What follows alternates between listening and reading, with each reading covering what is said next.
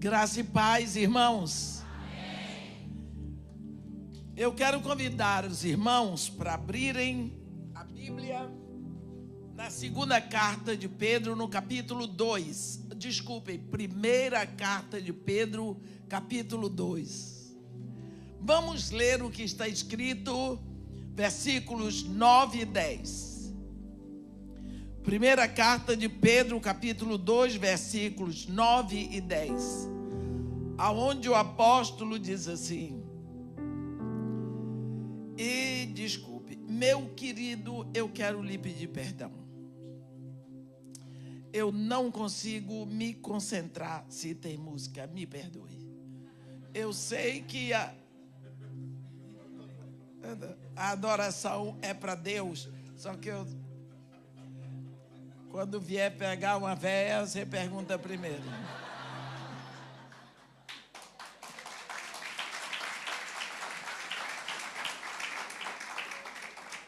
Eu sinto porque ele está adorando, mas eu...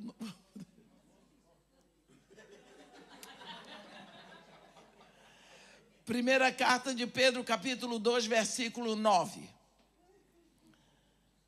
Vós, porém, sois raça eleita, sacerdócio real, nação santa, povo de propriedade exclusiva de Deus, a fim de proclamardes as virtudes daquele que vos chamou das trevas para a sua maravilhosa luz.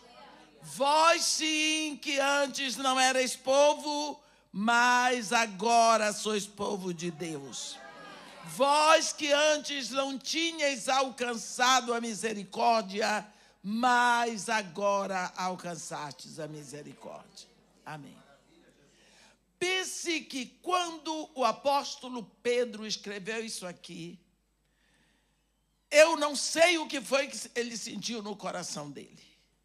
Mas para um judeu escrever isso, lembrando a história deles, lembrando o que foi que Deus disse lá em Êxodo, no capítulo 19, versículo 5, Deus falou assim para Israel: agora, pois, se diligentemente ouvirdes a minha voz e guardardes a minha aliança, então sereis a minha propriedade peculiar entre todos os povos, porque toda a terra é minha. Vós sois para mim estrangeiros e peregrinos. Vós sereis reino de sacerdotes e nação santa. Nós vamos ver que Deus colocou um "se" na frente. Esta é uma promessa condicional. Se vocês fizerem isso, então eu farei aquilo.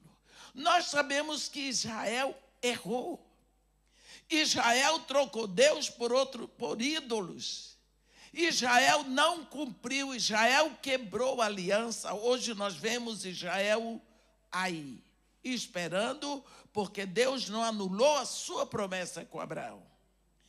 Mas Deus não desistiu de ter aqui na terra uma raça eleita, um sacerdócio real, um povo de propriedade exclusiva dele. E por isso agora nós vemos Pedro chegar e nos dizer, mandar uma carta para a igreja dizendo: aquilo que Israel não cumpriu, Deus abriu as portas para que fosse cumprido em vocês. Qual a diferença aqui? É que é uma questão de lei e de graça. A lei veio, mas a lei de Moisés não veio para ficar. A Bíblia diz em João 1,17 que a lei foi dada por intermédio de Moisés, mas a graça e a verdade vieram através de Jesus Cristo. Assim, quando a lei vem para conscientizar o povo de que eles não podem cumprir a lei santa de Deus, eles precisam de Deus. Mas a lei vem para dar conhecimento do pecado. Porque se não tem lei, ninguém pode descumprir a lei. Por exemplo, se o pastor disser, a partir de domingo, ninguém mais prega aqui no púlpito, nenhuma mulher prega no púlpito usando calças compridas. Até agora eu não estou descumprindo a lei, porque não tem a lei. A lei vai vigorar a partir de domingo. Domingo à noite, se vier uma mulher aqui pregar usando calças compridas, ela está descumprindo a lei. Então, quando não tinha lei, o povo não sabia o que era certo, o que era errado. Eles não estavam descumprindo uma lei. Mas quando a lei vem através de Moisés, o povo vai para cumprir aquela lei, mas eles não podiam. Você quer que eu lhe diga? Quando nós pensamos, tinha um altar, que era uma mesa de madeira de acácia, coberta forrada com cobre, e em cada canto havia como se fosse um chifre, porque era para amarrar animal de 4 patas. Aí ia aqui o Pedro, vou botar no nome de um Pedro. Tem algum Pedro aqui? Me perdoe, não é você. Vai aqui o Pedro, e ele vai andando e ele vê um homem com a mulher dele. Aí ele olha para a mulher do homem e começa a maquinar aqui, desejar a mulher do homem. E ele fica ali, vai atrás, aí chega uma coisa, pequei, eu não podia desejar a mulher do meu próximo. E aí, o que eu faço? Só tem um jeito. Salário do pecado é a morte. Então ele vai comprar um cordeiro para morrer no lugar dele. Lá vem ele puxando o cordeiro e todo mundo dizendo, e que será que o Pedro fez, hein? Que será? Mas é em público. Chega lá, ele entrega o cordeiro para os sacerdotes. Os sacerdotes examinam o cordeiro para ver se o cordeiro preenche todos os requisitos exigidos por Deus. Preencheu, os sacerdotes amarram as 4 patas do cordeiro nos 4 chifres do altar. O homem vem, coloca a mão sobre o animal, se fazendo um com ele. E os sacerdotes sacrificam o animal. O homem fica ali até que eles fazem tudo, as partes que tinham que ser queimadas, são queimadas, viram cinza, aí o homem sai de lá. Estou livre do pecado. O cordeiro morreu no meu lugar, agora eu estou livre de tudo isso. Vai passando outro homem casado com mulher. E o taradinho está lá. Ai, pequei, vai comprar outro cordeiro? Não vai ter cordeiro que chegue para o Pedro. O que vai acontecer é que no final do dia o Pedro está dizendo, Senhor, me ajuda, me acode, tem misericórdia de mim, que eu não posso deixar de ter pensamento ruim, de desejar a mulher dos outros, não tem mais dinheiro para comprar cordeiro. Então, sabe o que... Então, você está vendo a lei? A lei serviu para lhe dar consciência de que você é pecador. E de que você sozinho não pode vencer. Então você precisa de Deus. Vai chegar a hora que você está clamando pela ajuda de Deus. Então a lei criou essa consciência no povo de Israel. Aí Deus vai enviar o Cordeiro, que vai tomar todo o pecado do mundo sobre si. E através disso ele vai enviar a graça. Aí vai começar o problema. É que os judeus não entenderam a graça. Graça é bom demais. para o povo aceitar. E começou. O povo não aceitava, não aceitava, não aceitava. Vamos ver aqui. Então, nós vamos ver hoje 2 exemplos. Porque mais do que isso não dá tempo mesmo. Logo que vem a graça para a terra. Vem a graça. No capítulo 2 de Atos. Desce o Espírito Santo. Não é? Desce o Espírito Santo. Aí começa aquela maravilha. Tem uma igreja na terra, filhos de Deus. Já começou com 3.000 e poucos, no dia de Pentecostes. Foi uma explosão. Vocês sabem o que é explosão? Explosão é o seguinte: aqueles discípulos de Jesus Cristo estavam todos abarrotados da palavra, eles estavam cheios da palavra, porque eles estudaram a palavra 3 anos com Jesus. Jesus Cristo é Deus visível, é Deus possível, é Deus palpável. Em João 14, Jesus diz para Filipe, quem vê a mim vê o Pai, porque eu e o Pai somos um. Este Deus ensinou a palavra do próprio Deus a esses discípulos 3 anos. Para que eles serviram? Confusos, brigavam, criavam confusão danada. Tanto que quando Jesus ressuscitou, Jesus disse, ide, fazei discípulos de todas as nações, batizando-os, ensinando a eles tudo o que eu vos tenho ordenado, tudo mais. Mas agora não. Permanecei na cidade, até que do alto sejais revestidos de poder. Quando vai ser isso? Recebereis poder quando vier sobre vós o Espírito Santo. E aí então sereis meus testemunhas em Jerusalém, em toda a Judéia e Samaria até os confins da terra. Viu? Eles tinham toda a palavra, mas não podiam ir.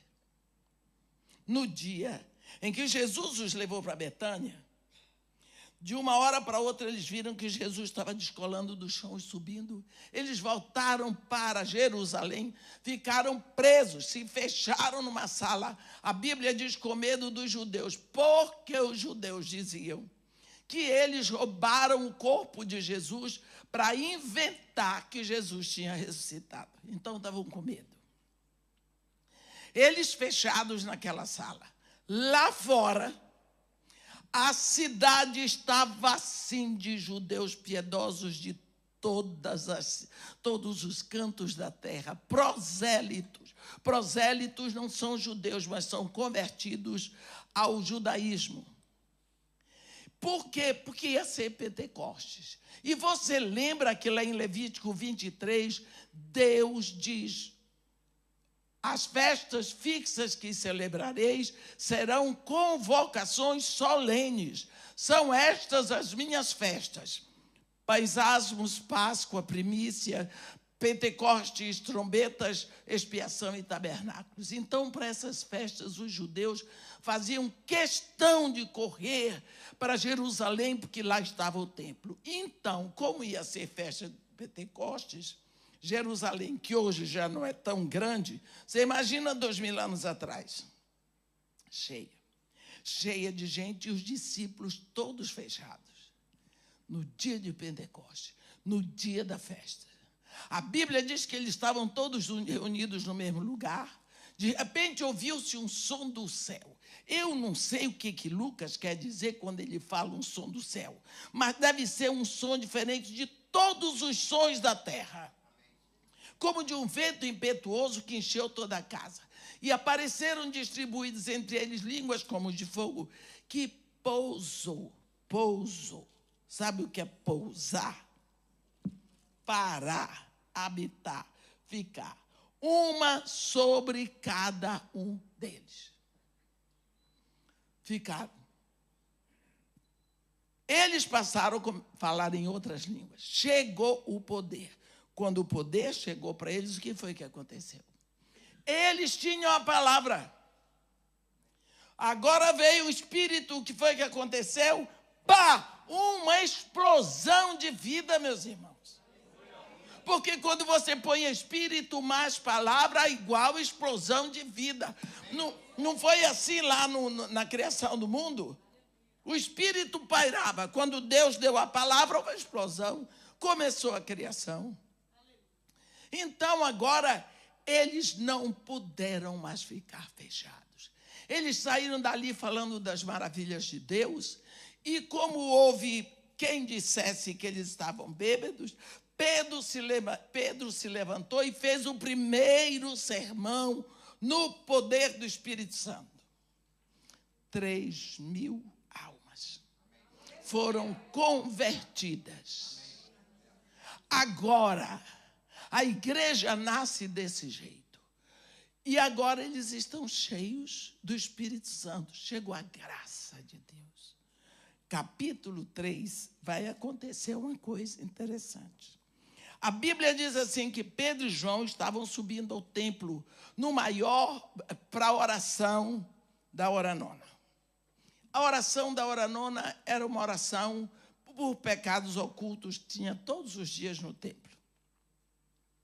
Olha, a Bíblia diz aqui, era levado diariamente um homem coxo de nascença para pedir esmola aos que entravam.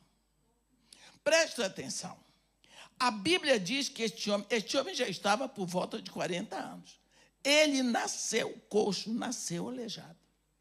Ele era levado diariamente. Todo mundo não ia diariamente. Uma vez, duas na semana, mas aquele ia 365 dias por ano. Aquele homem era posto na porta do templo chamada Formosa. Deixava ali. Quantas vezes Pedro e João já tinham passado por ele? E muitas vezes. Jesus passava por ali. Só que agora é a primeira vez que Pedro e João vão entrar, agora cheios do Espírito Santo, agora filhos de Deus. E quando eles vão subindo, que o homem faz assim, eles olham. Eu vou dizer para vocês, agora, o olhar deles é diferenciado. Porque agora eles têm a vida. Agora houve explosão de vida. Agora eles têm o Espírito. E quando eles olharam para aquele homem, eles viram o problema, eles viram a injustiça, eles viram o engano. Porque aquele homem era considerado maldito. Porque eles tinham um conhecimento assim, dos fariseus.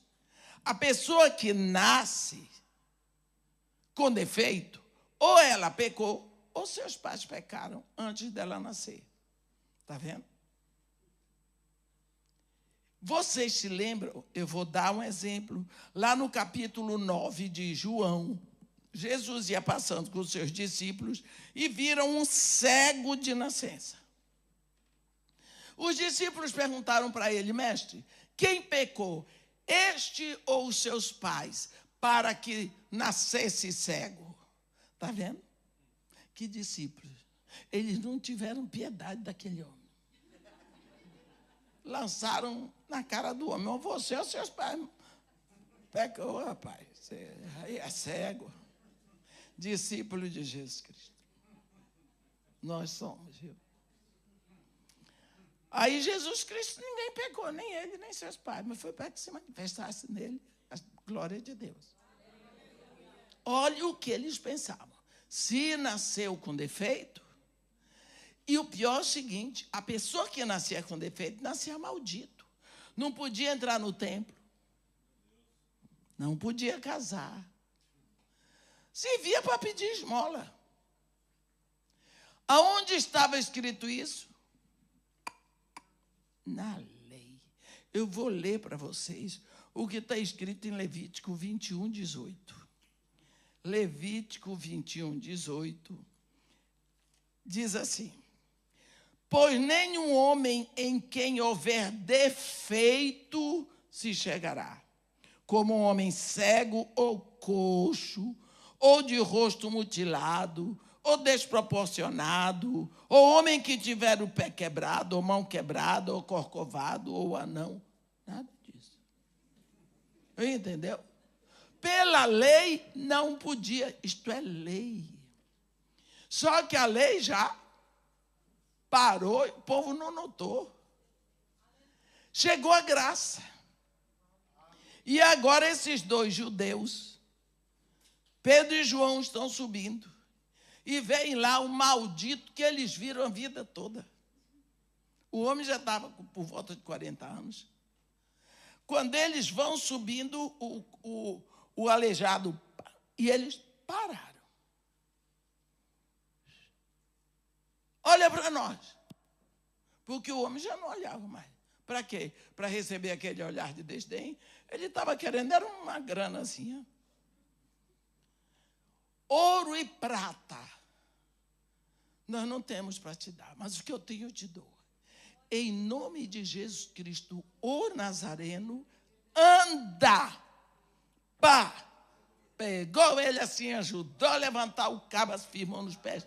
Deu um salto para dentro do templo. A Bíblia diz que ele saltava e gritava louvando a Deus. Pensa bem o que aconteceu. Graça!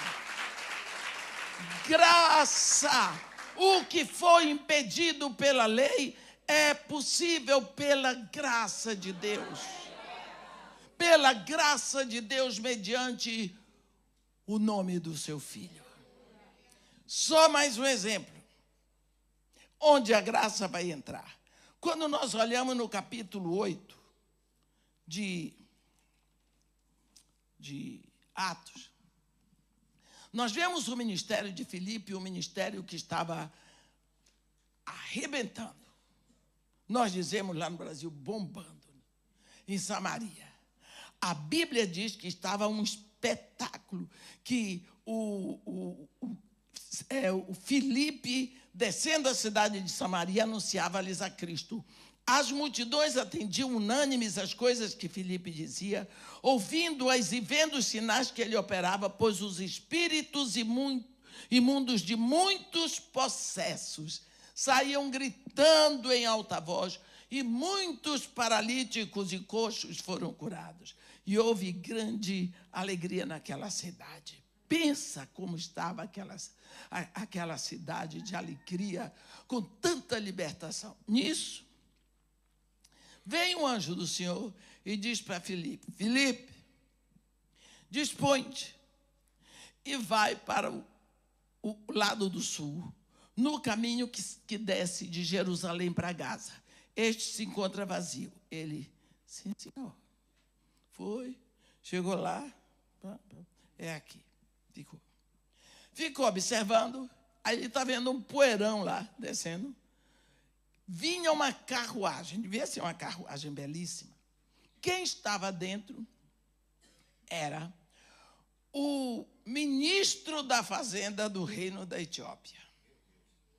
Ele era o responsável por toda a riqueza de Candace, rainha dos etíopes. A Bíblia diz, olha o que a Bíblia diz, que eu fico impressionada. Ele estava de volta, no versículo 28 de Atos 8, de volta, assentado no seu carro, lendo o profeta Isaías. Olha, ele tinha vindo de Jerusalém. Ele morava na Núbia, que é 2 dias da Núbia para Jerusalém, para ir, 2 dias para voltar, no sul do Egito. O que este homem foi fazer em Jerusalém? Sabe por quê? Vou lhe dizer por quê. Deuteronômio 23 diz assim: aquele a quem forem trilhados os testículos ou cortado o membro viril, não entrará na Assembleia do Senhor.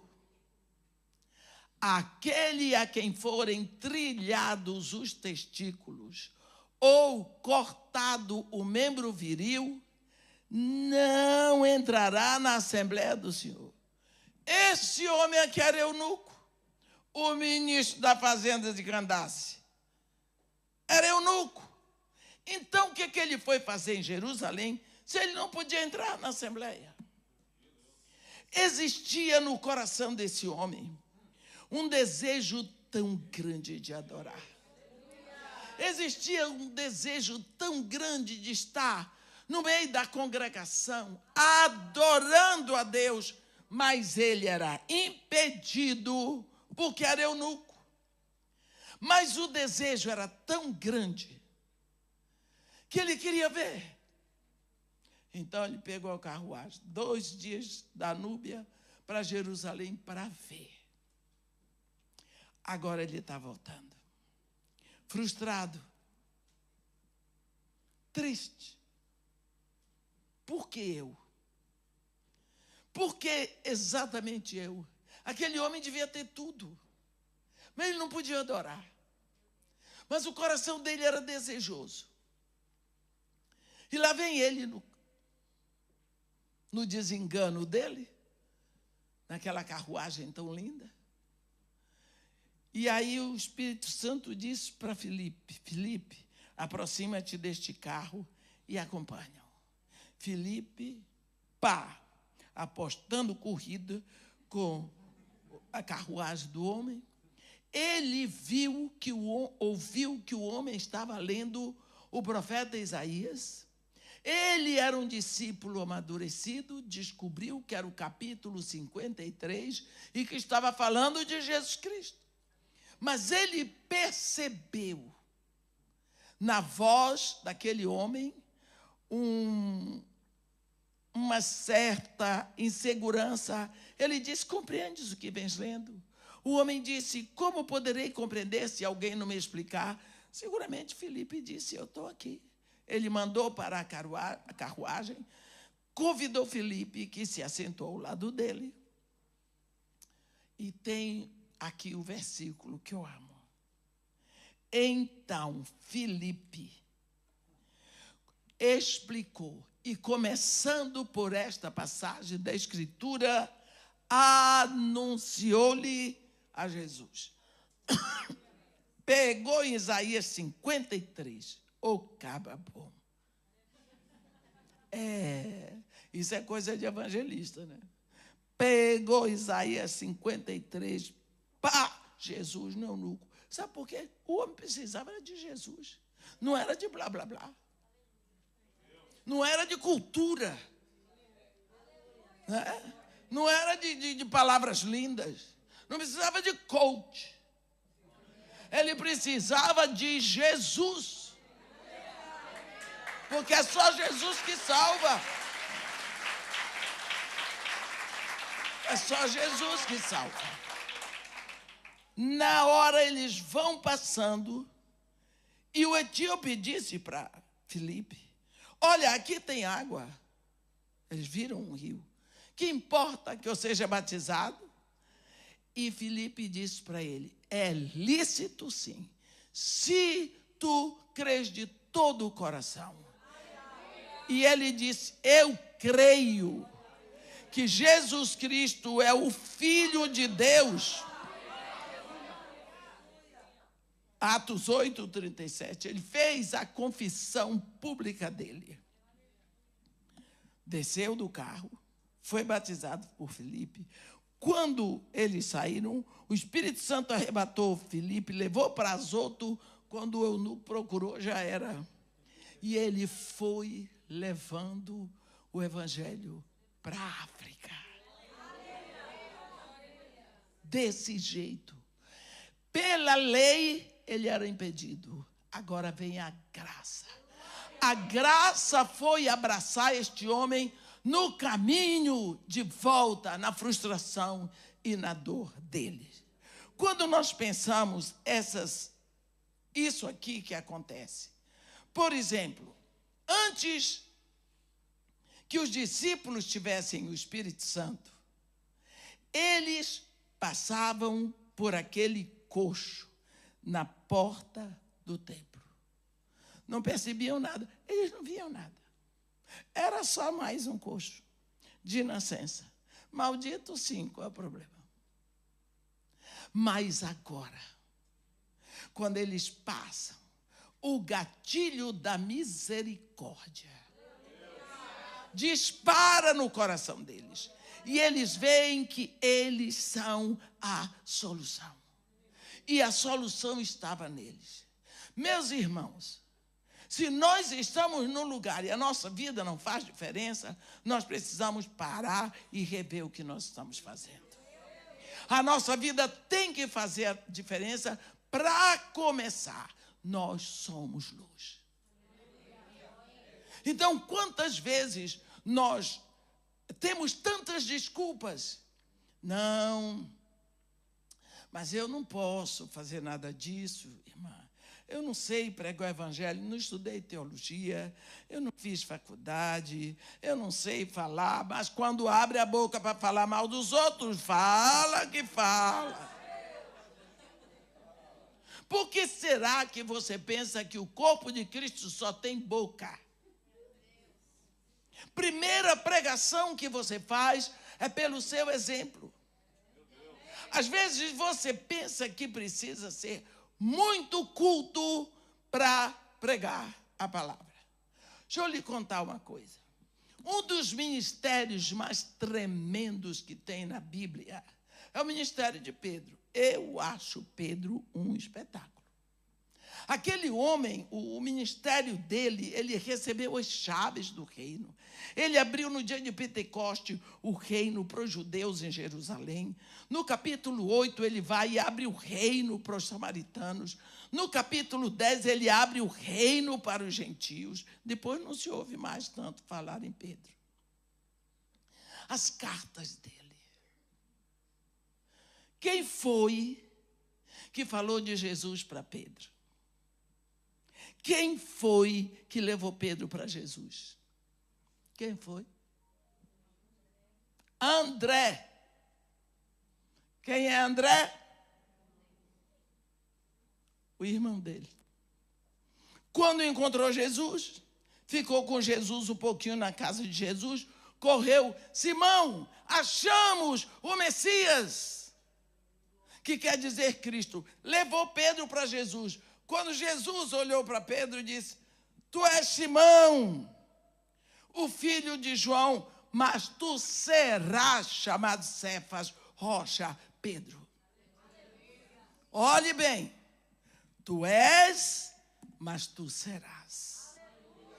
Está uma moda lá no Brasil, assim, igreja inclusiva. Eu nunca vi igreja que não seja inclusiva. A sociedade mais inclusiva que existe aqui, debaixo do sol, é a igreja. Porque a igreja inclui todo tipo de pecador. Quando uma pessoa aceita Jesus comigo, ela diz, irmã, para que igreja eu vou? Eu digo, vou para a igreja cristã, evangélica, mais próxima da sua casa. Eu não digo qual é a igreja, porque é tudo igual. Ah, irmã, tem uma igreja assim, então vá. Uma igreja onde você vai aprender a palavra de Deus. Agora eu vou lhe avisar uma coisa. Abra seu olho. Porque lá você vai encontrar todo mundo que nem você. Gente que fala mal dos outros. Gente que faz fofoca, mentiroso. Gente que inventa que é muito espiritual. Para parecer respeitável. Você vai encontrar todo tipo de safadinho. Só uma diferença. É que aqueles que estão ali já se renderam a Jesus, o Espírito Santo está na vida deles, está levando numa caminhada de santificação. Para o ano eles estão um pouco melhor, e no outro ano eles estão um pouco melhor, e vai crescendo. É só isso. Vai crescendo. Olha, no dia que você ouviu a palavra da verdade, o evangelho da salvação, você se rendeu a Jesus Cristo, naquela hora, meus irmãos, naquela hora você é justificado. Está tudo pago. Naquela hora você está, como a gente diz, salvo. A justificação é imediata, é total e é pronta. Mas naquela hora lhe é dado o Espírito Santo. E agora vai começar um caminho chamado santificação.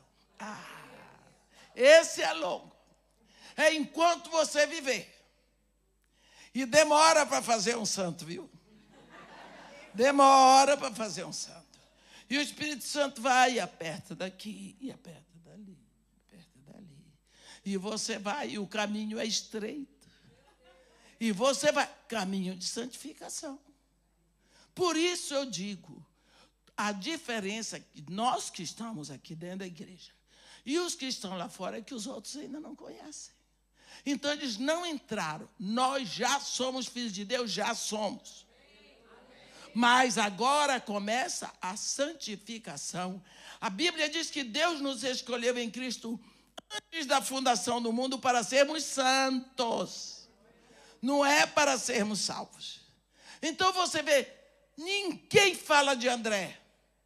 Mas André levou o grande Pedro para Jesus. E Paulo, conhece algum ministério mais entusiasmante do que o de Paulo? Eu sou fã de Paulo, gosto dele, eu sei da vida dele. Gosto de Paulo. Se vocês soubessem que eu sou capaz de dizer livros, capítulos e capítulos do que Paulo escreveu. Quem foi que teve misericórdia de Paulo?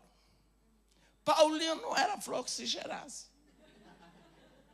Era difícil. Você viu a perseguição que ele fez em Jerusalém contra a igreja? Massacrando a igreja de Jesus Cristo. Defensor da lei.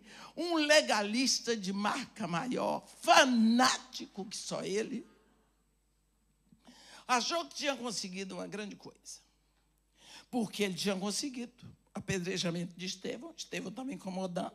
Porque Estevão era cheio do Espírito e ele não tinha. Estevão tinha a lei e os profetas, mas tinha o Espírito. Paulinho tinha só a lei e os profetas, se incomodou. Pronto. Leva para o sinédrio e de lá para o apedrejamento. Quando ele viu que deu certo, a perseguição foi tão ferrenha que a Bíblia diz em Atos 11, todos, Atos 8, todos, menos os apóstolos, deixaram Jerusalém. Aí Paulo se sentiu uma autoridade jovem. Os pais tinham uma condição financeira boa. Mandaram Paulo para Jerusalém para investir nos estudos do garoto. Falava grego, hebraico, latim e aramaico. Um rapaz que tinha conhecimento de toda a literatura universal. Um negócio fora do comum. Ele foi, pediu autorização para o sumo sacerdote para ir a Damasco. A gana que aquele rapaz tinha. Ele achava que era dessa forma que ele estava agradando a Deus. Ele tinha certeza, meus irmãos. Ele tinha certeza que Jesus era um impostor. O Nazareno é um impostor. Ele recebeu a morte que devia receber, que é a morte de maldição na cruz. Os discípulos dele roubaram o corpo dele para dizer que ele tinha ressuscitado. Paulo tinha certeza disso.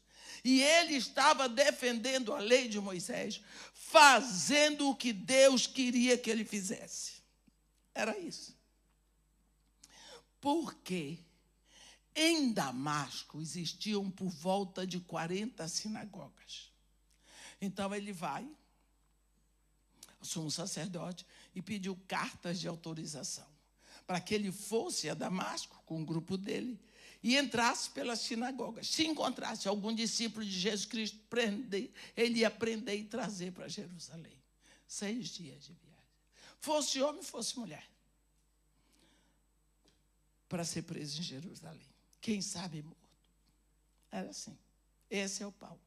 Ele foi, recebeu as cartas de autorização entra no caminho com toda a força. A Bíblia diz que quando ele se aproximava de Damasco, uma luz brilhou em volta dele. E ele caiu, literalmente caiu do cavalo. E ele ouviu uma voz: Saulo, Saulo, por que tu me persegues? Ele disse: quem és tu, Senhor? E Jesus: eu sou Jesus, o Nazareno a quem tu persegues. Porque o testemunho de Paulo é dado no capítulo 9, capítulo 22, capítulo 26. No capítulo 22, quando Paulo diz, ele diz: eu sou Jesus, o Nazareno, a quem tu persegues. Mas levanta-te e entra na cidade, onde te dirão o que deves fazer. Acabou. Paulo ficou ali no chão. Mas então, então ele ressuscitou. Porque ele está falando comigo. E se ele ressuscitou, nós crucificamos o Filho de Deus. E eu estou perseguindo os seus seguidores. E agora? Lá no chão. Fazer o quê? Voltar para Jerusalém? Não adiantava mais. Ir para Damasco? Fazer o quê? Mas Jesus disse: mas levanta-te e entra na cidade, onde te dirão o que te convém fazer. Ele, quando levantou dali, já estava cego. Foi levado pelos seus companheiros para Damasco. Foi lá para a casa de Judas, onde ele tinha que ficar. Jesus, agora, vai falar com um discípulo. Esse discípulo você só vai ouvir falar no testemunho de Paulo. Porque tem outro Ananias, mas é Ananias de Safira, é outra história, é lá no capítulo 5. Aí Jesus vem para Ananias e diz assim, no versículo 10 do capítulo 9 de Atos. Ora, havia em Damasco um discípulo chamado Ananias. O Senhor, Jesus, disse para ele numa visão: Ananias. Ele respondeu: eis-me aqui, Senhor. Dispõe-te e vai à rua que se chama Direita, e na casa de Judas procura por Saulo, apelidado de Tarso, porque ele está orando. E ele viu um homem chamado Ananias entrar e impor as mãos para que ele recupere a visão. Coitado de Ananias. Você pense que a igreja lá em Damasco estava toda de jejum e oração. Desculpe, sem menção minha. Na Bíblia não diz que estava de jejum e oração, sou eu que estou inventando. A igreja estava orando, isso com certeza, para que Saulo não chegasse lá para perseguir, porque eles sabiam o que Paulo tinha feito em Jerusalém. A igreja toda clamando, pedindo, chorando diante de Deus, e Ananias também. Agora Jesus aparece para Ananias e diz para ele: o homem já chegou. Jesus deu a notícia, mas está cego. E o pobre do Ananias, coitado, vira para Jesus e diz assim: Senhor, de muitos temos ouvido a respeito deste homem. Quantos males tem feito aos teus santos em Jerusalém e para aqui. Ele trouxe ordem dos principais sacerdotes para prender a todos aqueles que invocam o teu nome. O que é que Ananias estava dizendo, Senhor? O senhor não sabe, deixa eu lhe explicar quem é esse homem. Esse homem é uma peste. Ele matou, ele fez, ele aconteceu. Em Jerusalém, todo mundo foi embora, todos os cristãos por causa dele. Agora ele está vindo para cá para fazer o mesmo. Senhor, ele vai fazer a mesma coisa com os seus servos. É dessa forma. Eu me lembro, fazer um parêntese. Eu tenho um projeto no Morro Dona Marta. No dia que eu cheguei lá, eu vi que o meu barraco tinha caído. Eu entrei numa loucura. Eu não era tão amadurecida quanto eu sou hoje. E eu chorava. Porque eu não tinha dinheiro nem para tirar os escombros. E eu me lembro que eu disse para Jesus Cristo: eu sou sua amiga. E o Senhor me trata desse jeito. É por isso que o Senhor tem poucos amigos.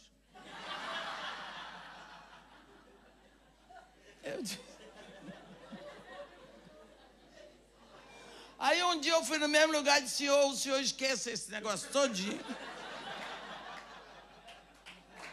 O Senhor esquece.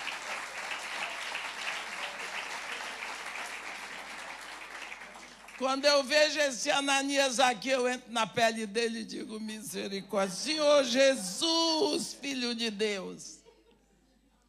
Aí ele disse, praticamente Ananias disse para ele: deixa o homem cego, porque cego ele não pode perturbar. Jesus Cristo, olhe para Jesus. Ele fica ouvindo a charopada todinha do discípulo. E depois ele disse para ele assim: vai, porque este é para mim instrumento escolhido para levar o meu nome perante gentios e reis, como também perante o povo de Israel, porque eu vou mostrar a ele o quanto vale sofrer pelo meu nome. E desapareceu.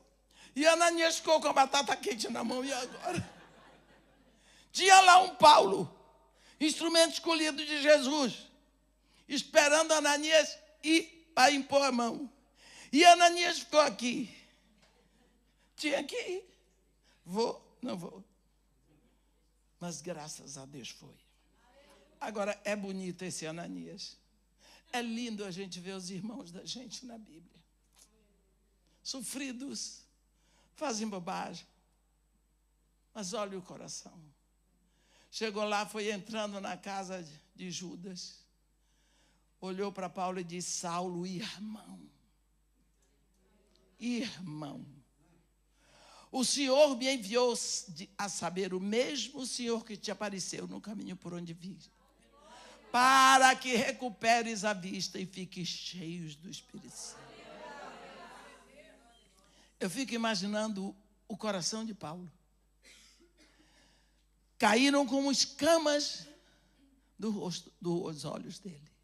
E o primeiro rosto que ele viu foi o rosto de alguém que foi ali para aprender. Foi batizado, recebeu o Espírito Santo, se alimentou, saiu para a sinagoga. Prender crente não, pregar que Jesus é o Filho de Deus. Está vendo? Essa é a loucura do Evangelho. Agora, quem é o grande apóstolo Paulo? Quem impôs as mãos nele? Ananias. Uma pessoa assim como eu, como você, como qualquer um de nós. É discípulo, é filho de Deus. É tudo a mesma coisa, não tem melhor, não tem pior. Também não tem pior, não. É tudo igual. Então, a graça já chegou. A graça de Deus está sobre nós. Por isso, aquilo que nós temos, nós podemos entregar. Nós precisamos saber que esta incumbência que Jesus Cristo deu a Ananias, Ele deu para todos nós que somos discípulos. Ide, fazei discípulos de todas as nações. Mas às vezes você fica que nem Ananias. Hein? Você se lembra de Jonas? Jonas não queria pregar para o pessoal de Nínive com medo que eles se arrependessem. Está vendo? Então, o comando que ele deu para Ananias é o mesmo que ele deu para você. Porque pode existir em sua volta alguns Paulos que estão cegos, precisando da sua misericórdia, precisando que você vá. Pode existir alguns Pedros, falastrões, agoniados, esperando que você o traga a Jesus Cristo. Mas uma coisa é certa: Você está vivo hoje. Você é a igreja de Jesus Cristo hoje. Você tem a graça de Deus. Você já está salvo pela graça de Deus mediante a fé em Jesus. Então, o que você tem que fazer para fazer agora? No tempo de Paulo ele fez tudo, no tempo de Pedro ele fez tudo, e esse é o seu tempo. Esse é o meu tempo. Portanto, meus irmãos, vamos levantar firme, porque nós temos um processo para resolver aqui na terra onde nós estamos. Amém? Amém? Que Deus nos abençoe e nos guarde. Que faça resplandecer seu rosto sobre nós. E tenha misericórdia de todos nós.